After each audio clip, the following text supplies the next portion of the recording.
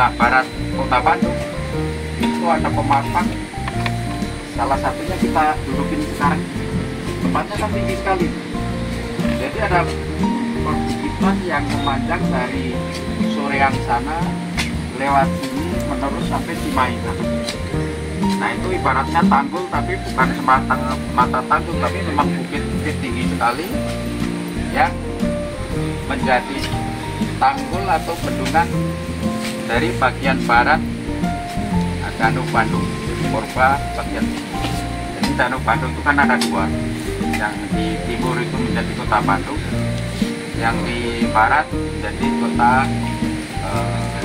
yang sekarang menjadi Danau Saguling. Ya, Danau Bandung Korba yang di barat. Celahnya kenapa di sini? Nah ini nanti kita diskusikan. Mungkin kalau ahli geologi ditanya pasti bagus strukturnya.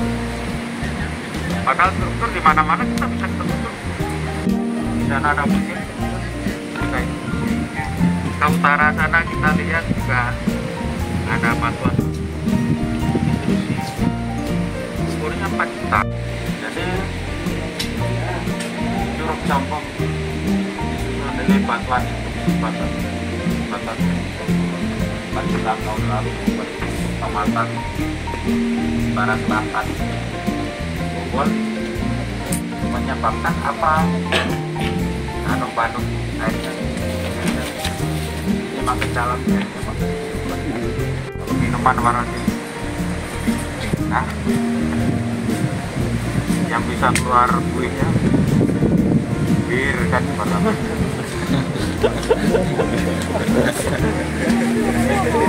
kali-kali lah tahu maksudnya bukan drink atau bir. Ketika dia di dalam botol tertutup rapat, kita kocok-kocok juga tetap aja air. Tetapi ketika kita buka tutupnya, apa yang terjadi? Di atasnya kan berbuih, boro-boro berbuih. Kalau kocoknya kekencangan muncrat kan? Itu karena apa? Ketika tutupnya masih menutup botolnya, itu tekanan tidak bisa diubah di situ. Mau dikocok-kocok juga kan gas keluar dari fluida kan, itu artinya ada tekanan yang berubah. Ini magma.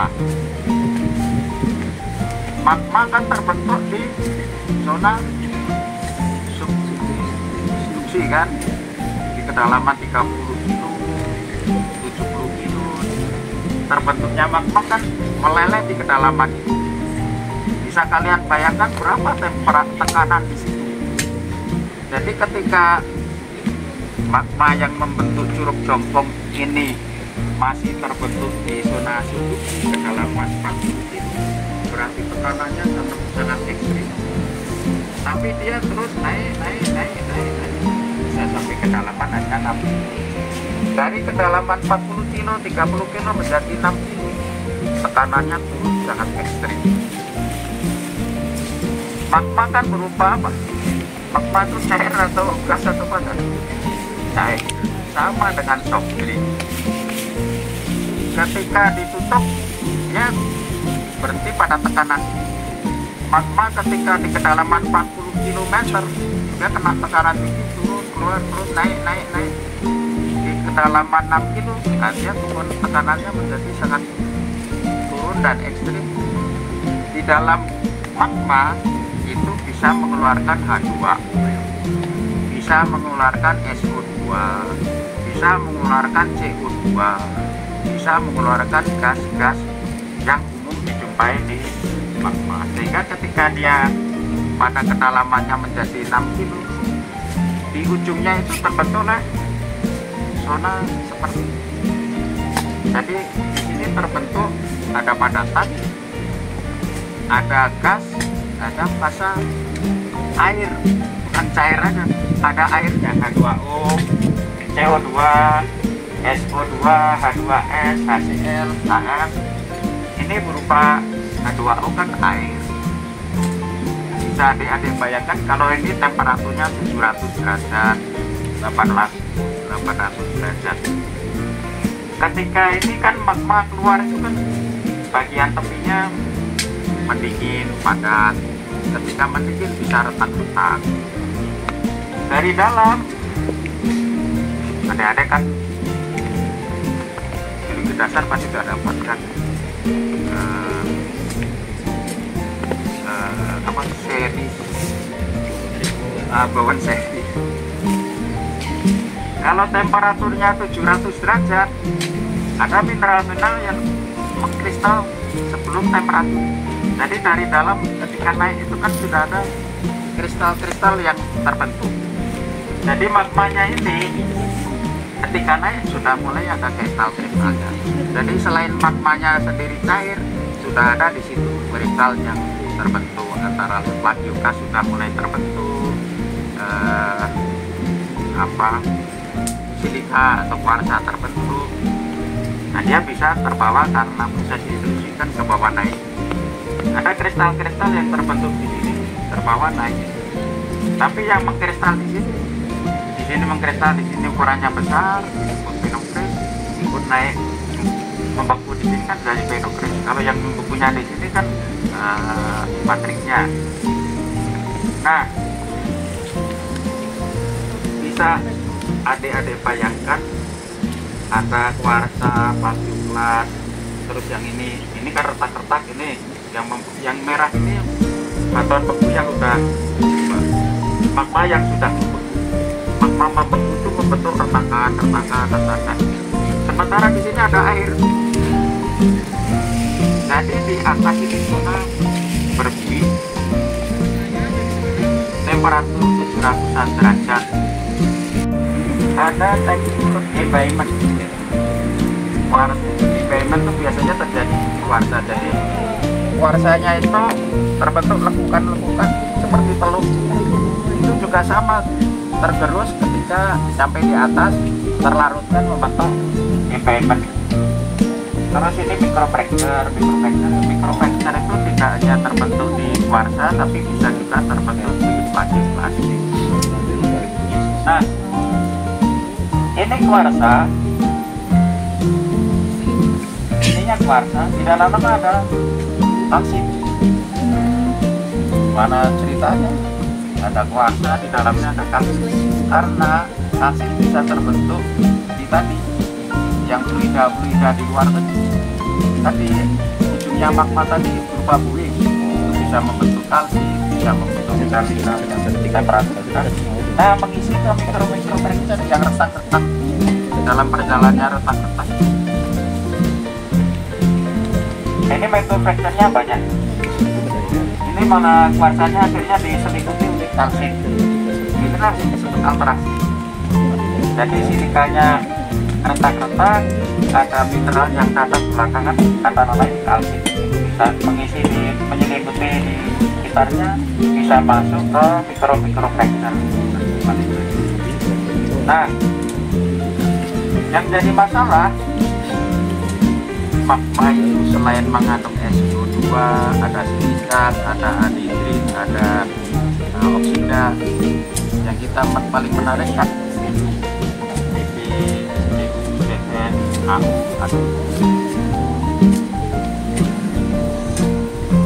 ada logam-logam yang dibawa oleh magma ini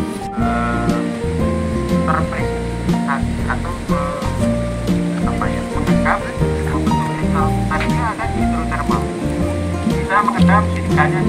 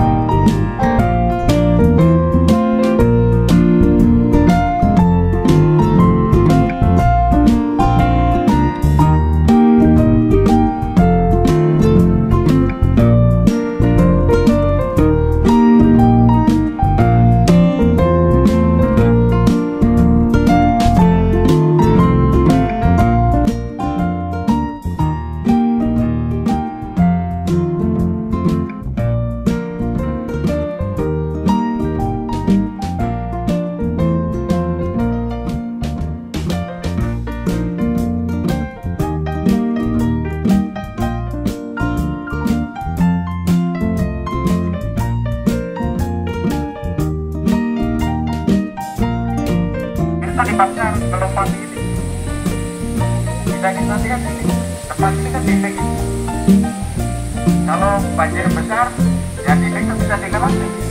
Terpaksa air naik terus, kemudian debit air hujan nambah terus, ya naiknya di sini berefek ke Bandung Selatan sana, menyebabkan banjir. Sehingga kalau air harus lewat sini, ini membentuk air terjun yang disebut Curug Jompong. Nah, air terjun terakhir ada di tempat sana. Zaman Belanda merupakan destinasi wisata. Akhirnya sekitar 5 tahun lalu selesai dibangun terowongan Anjung ini.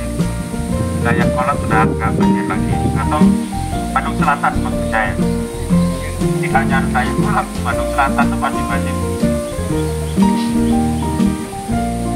Kemudian itu tadi saya bicara struktur. Ini warnanya putih. Inilah alterasi. Tapi sudah ujung bagian bawah dari zona milik. Kalau miliknya, kalau kita bikin model naik ke atas sampai ke atas tadi, kita bagian bawah. Sehingga mengapa ini fungsinya gampang tererosi, tidak resisten? Karena ini ke atas makin banyak zona miliknya. Ini zona milik. Artinya kalau kita rekonstruksi lagi, kita anggap ini tidak tererosi, yang tererosi zona atasnya adalah zona milik. Sehingga ada dua faktor mengapa bobol di sini. Kalau struktur, yaitu jawaban yang dipanggil umum, ahli fikih ngomong dan ada. Tapi struktur kan ada di mana-mana. Ternyata di sini ada alterasi. Ya, alterasinya adalah zona milik. Milik itu di atas mutasik atau di seputaran mutasik. Mutasik itu di atasnya bisa ada milik, di kanannya ada milik. Mutasik itu kan bentuknya tembaganya. Kalau milik, alterasi yang di atasnya. Inilah yang hasil penelitian itu membuktikan ada zona milik. Sehingga benar kalau misalnya dikatakan ada struktur, memang ada struktur, kita jumpai ini. Tapi yang bisa menjawab kenapa batuan di sini, contohnya ini kan nggak ada struktur, kenapa bisa tergerus sampai di sini pun? Dulu di atasnya apakah batuan bagus semua? Kan strukturnya yang ada struktur situ, yang ada struktur situ. Tapi kenapa ini kita ikut tergerus? Karena di atas itu adalah zona milik, zona yang tidak resisten. Milik komposisinya apa? Kaulin antara lain, kemudian nilai ada, kemudian serisin. Serisin itu kan yang ukurannya. Jadi kalau milik itu ada serisin, ada kaulin, ada apa. Jadi kenapa milik itu antara lain serisin? Serisin itu indikasikan dari milik. Jadi kalau potasik di bawah sini kan potasik, lihat di tabelnya Corbett ND, ada di tinjauan pustaka, ada tabelnya gitu. Jadi kalau untuk alterasi itu kita uji X-ray diffraction atau XRD. Nanti dari situ keluar batu ini komposisinya apa, silika sekian persen, kalsit sekian persen. Nanti arsiliknya kaulinnya berapa persen. Kaulin bisa ada di mana-mana, kan bisa di arsilik, bisa di tilik, maksudnya tadi kan. Nah ternyata di sini ada serisin, misalnya serisin itu salah satu silikat dari milik. Jadi kele sebenarnya kita tapi ukurannya sangat halus. Ya. Jadi kalau kele benar, kele itu ada yang milik, ada yang bukan arsilik, ada arsilik itu sama-sama banyak kelenya.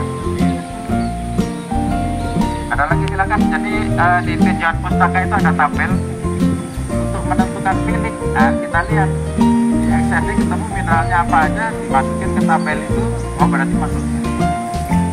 hanya dicocokin aja.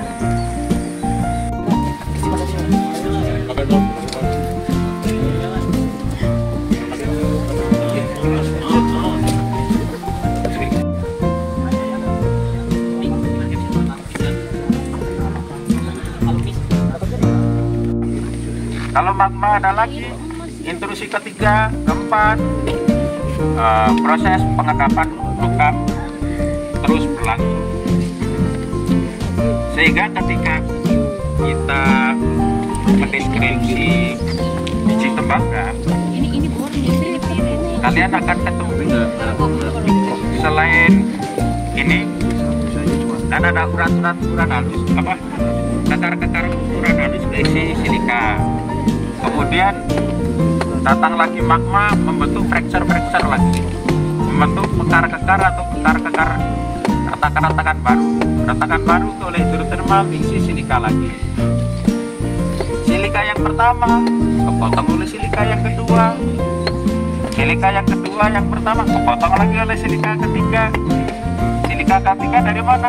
Ya akibat fracturing yang dihasilkan oleh magma yang datang ketiga. Nah, ini akan kita jumpai kalau kalian nanti magang di Freeport atau di Batu Hijau, akan dideskripsi. Ini urat-urat atau kekar-kekar yang terisi kuarsa ini. Urat A, kemudian disebut urat B, urat C. Kenapa kekar A, B, C, D? Nah, terbentuknya saling menyusul tadi. Oke, perkenalkan semuanya, nama saya Daud Ahmadullah dan teman saya Tia. Perkenalkan, saya Livia Dini dari Institut Teknologi Bandung, jurusan Teknik Geologi. Ya, di sini tadi kami selesai melaksanakan kegiatan lapangan yang dimana kita melakukan pembelajaran di area Curug Jompong.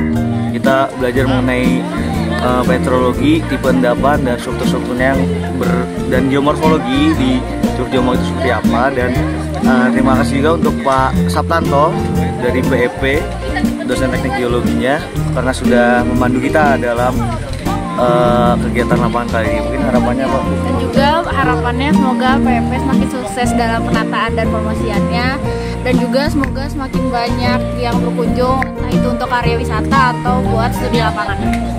Oke, terima kasih. Dadah. Yang lebih baik dan menguasai Curug Jompong, sangat dilihat.